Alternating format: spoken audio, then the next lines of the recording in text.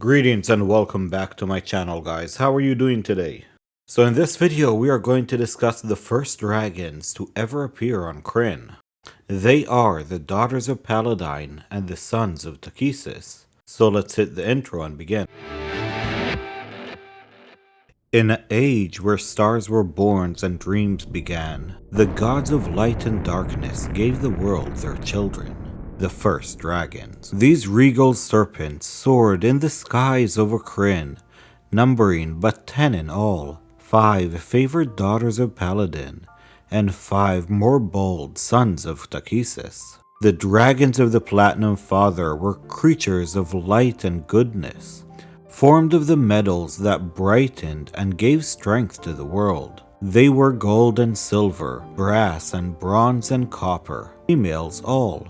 The acquaintance of serpentine sisters made their lairs in the west of Ansalon and dwelled there for countless eons, singing praises to Paladine among the vast swaths of the peaks that would be one day called the Karolish.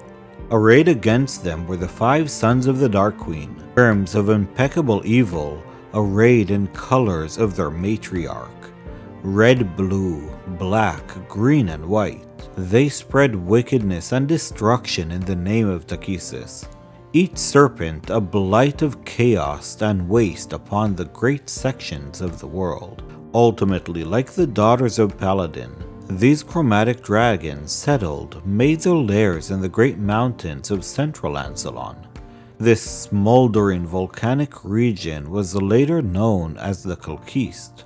And for a better part of an era, the number of 10 dragons remained constant. Ancient beings they were, and they did not age beyond their full maturity, growing larger and more powerful, and neither did they procreate. Naturally, Paladine and Takhisis each wished wormlings, born of their mighty offspring, that all Krynn might be populated with dragon kind. The 5 sons of Takhisis were Archon the blue, Akis the white, Korozus the black, Koril the green, and the red dragon, who was the mightiest of them all, Furion by name.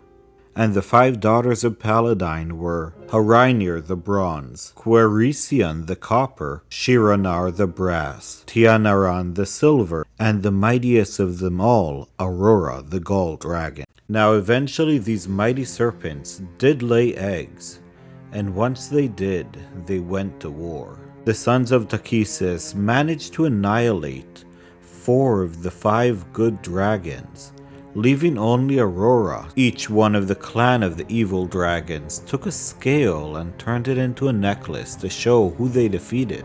Furion was left to deal with Aurora, but Aurora had other plans. One by one, Aurora used magic, ambushes, and overpowering her enemies, she took them down one at a time until there were only 2, Aurora and Furion. Aurora got injured badly battling all of the other dragons. She saved her most powerful spell for Furion, but sadly she had to use her death spell on the blue dragon Archon, as he was so close to killing her and too close to their eggs. He managed to break through the defenses and fly across the Arcan Sea towards the unhatched eggs of the metallic dragons. Aurora could not let that happen. Flying after Furion, she wrapped herself around the red dragon and turned herself into stone, sinking both of them beneath the waves, killing them instantly. And with her sacrifice, she protected the future generations of the metallic dragon. All of this happened on the behest of Takhisis, and her treachery caused a great war on Krynn, known as the All Dragons War.